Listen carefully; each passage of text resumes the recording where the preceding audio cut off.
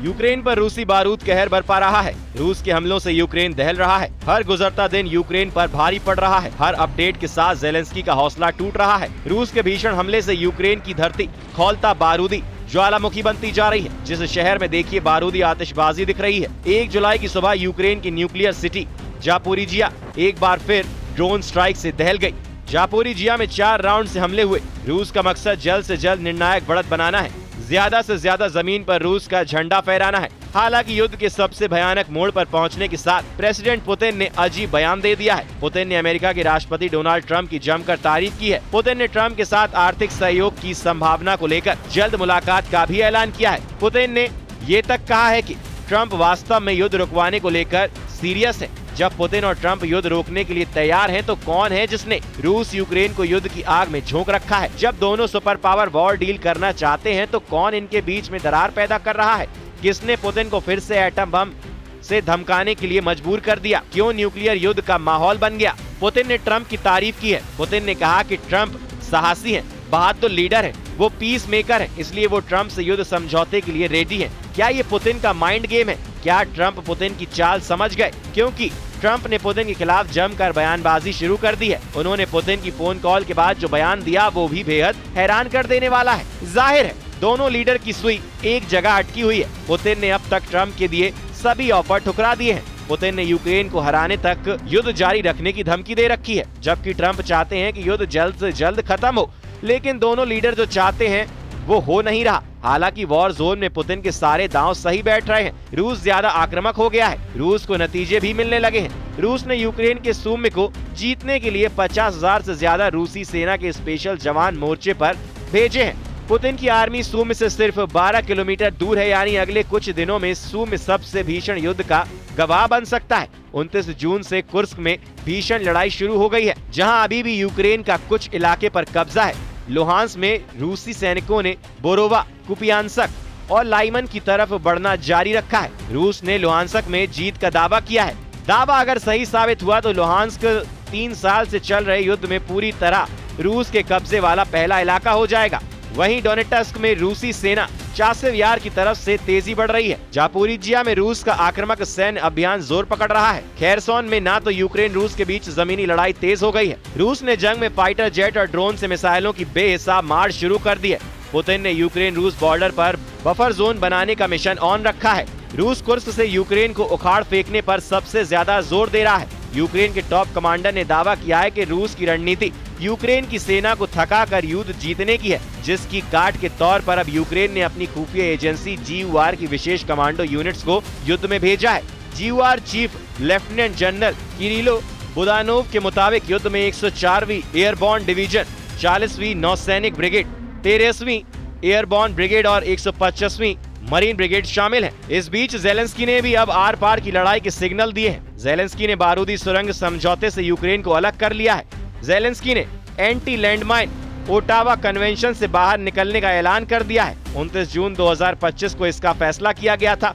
इसके बाद अब यूक्रेन एंटी पर्सनल लैंडमाइनों के उपयोग, उत्पादन, भंडारण के प्रतिबंध से खुद को अलग कर लेगा। मतलब रूस की सेना को अब कदम कदम पर बारूदी सुरंग के धमाकों से निपटना होगा। ज़ेलेंस्की ने दावा किया है कि रूस ने कभी भी इस संधि को नहीं माना। रूसी सेना ने बारूदी सुरंग का जमकर इस्तेमाल कर यूक्रेन में भारी तबाही मचाई है, जिसकी वजह से अब यूक्रेन ने भी संधि से अलग होना तय कर लिया है। ज़ेलेंस्की जानते हैं कि वो अकेले रूस से युद्ध नहीं जीत सकते। यूक्रेन को अपनी जमीन बचाने के लिए यूरोप और अमेरिका से बार बार मदद मांगनी पड़ रही है, जिससे यूरोपीय देश भी पुतिन के टारगेट पर है, खास करके जर्मनी, जिसने यूक्रेन को हथियारों की मदद की थी। पश्चिमी मीडिया रिपोर्ट में दावा किया जा रहा है कि पुतिन यूरोप पर हमले के लिए अपने सबसे विध्वंसक बमवर्षकों को इस्तेमाल कर सकते हैं। इसका ट्रेलर पुतिन 2 बार दिखा भी चुके हैं। यूरोप और एशिया पैसिफिक क्षेत्र में पुतिन ने परमाणु बमवर्षक की आसमानी परेड युद्ध के शुरुआती दिनों में दिखाई थी। ये है रूस का Tu-95 न्यूक्लियर बॉम्बर। रूस ने अपने इस दशकों पुराने बॉम्बर को अब एक नए और बहुत ही खतरनाक मिशन पर तैनात कर दिया है। इस जहाज में लगे प्रोपेलर की आवाज गजब की है। ये जितना जमीन पर डराती है, उतना ही खौफ इसकी उड़ान के बाद दिखता है। इसके प्रोपेलर की आवाज हजारों मीटर की ऊंचाई से बहुत साफ सुनाई देती है। ये रूस की परमाणु स्ट्राइक वाली फ्लीट का बड़ा हिस्सा है। रूस के रक्षा मंत्रालय ने 1 मिनट का वीडियो जारी करके बताया था कि उसके इस बहुत ही खतरनाक विमान का असली मकसद क्या है। वीडियो को बहुत गौर से देखिए। इस 1 मिनट के वीडियो में विमान के अंदर का हिस्सा बहुत ही सीक्रेट तरीके से फिल्माया गया है। कॉकपिट को ऐसे रिकॉर्ड किया गया है ताकि इस विमान की उड़ान वाली डिटेल दुश्मन की समझ में बिल्कुल ना आए। Tu-95 जब आसमान में होता है तो उसकी हिफाजत के लिए साथ में होते हैं सुखोई 30 और सुखोई 35 फाइटर जेट। ये दोनों जेट इस विमान को एस्कॉर्ट करते हैं ताकि दुश्मन के विमान रूस के इस बमवर्षक से दूर रहे। आप इसे पुतिन के आसमानी बॉडी गार्ड भी कह सकते हैं, जो किसी भी हालात के लिए हमेशा तैयार रहते हैं। इनकी एयर टू एयर मिसाइल देखी जा सकती हैं, यानी ये दुश्मन के विमान को मार गिराने के लिए पूरी तरह तैयार हैं। पूर्वी रूस के सीक्रेट एयरबेस से शुरू हुई इस खतरनाक उड़ान का अंजाम क्या होगा कोई नहीं जानता, लेकिन ये जहाज जहां से गुजरेगा उसकी कुछ जानकारी मिल गई है। ये जहाज 13 घंटे के एक मिशन पर है और ये बेरिंग सागर से होकर गुजर रहा है, यानी अमेरिका के अलास्क को छूते हुए विमान प्रशांत महासागर की तरफ बढ़ा। ये सीधा साधा अमेरिका और जापान को चैलेंज था और पुतिन ने ये मिशन बहुत सोच समझ कर तैयार किया था। 13 घंटे की उड़ान पर अमेरिका और जापान की नजर बनी रही, वो भी इस विमान को लगातार ट्रैक करते रहे। आप इसे पुतिन का न्यूक्लियर चैलेंज कह सकते हैं, जिससे पूर्वी बॉर्डर पर अमेरिका और जापान के लिए रोंगटे खड़े होना लाजमी है।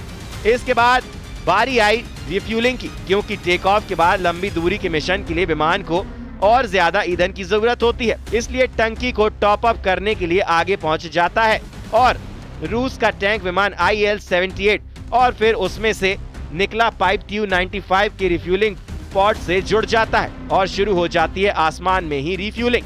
ये दोनों विमानों के लिए बहुत ही खतरनाक पल होते हैं। कॉकपिट का वीडियो पूरी तरह ब्लर कर दिया गया है ताकि इसके फ्लाइट पाथ यानी हवाई रूट के अलावा इस विमान टारगेट के बारे में दुश्मन को कोई जानकारी ना मिले। रूस के पास ऐसे 50 से भी ज्यादा बॉम्बर हैं, यानी पुतिन की न्यूक्लियर फोर्स बहुत ताकतवर है। ये बात अमेरिका भी बहुत अच्छी तरह से जानता है। रूस अब तक यूक्रेन में बिजी थे, लेकिन अब उसने अपने पर फैलाने शुरू कर दिए हैं। यूक्रेन के बाद बाल्टिक देश फिर यूरोप में रूस के दुश्मनों को पुतिन से टकराना पड़ सकता है। जाहिर है रूस को जितना दूर युद्ध लड़ना पड़ेगा वो उतना ही विनाशकारी हथियारों को युद्ध में उतारेगा। इसके लिए सबसे कारगर हथियार Tu-95 जैसा लड़ाकू विमान है। ये 650 किलोमीटर प्रति घंटे की रफ्तार से उड़ता है और रिफ्यूलिंग के बाद ये 8500 किलोमीटर के दायरे में ऑपरेशन कर सकता है। ये 15,000 किलो के बम और मिसाइल लेकर उड़ सकता है। इसमें ऐसी मिसाइल लगाई जा सकती है जिनकी रेंज 3000 किलोमीटर तक है। ऐसे 50 बॉम्बर्स का बेड़ा किसी भी देश को एक झटके में एटमी धमाके से राख कर सकता है।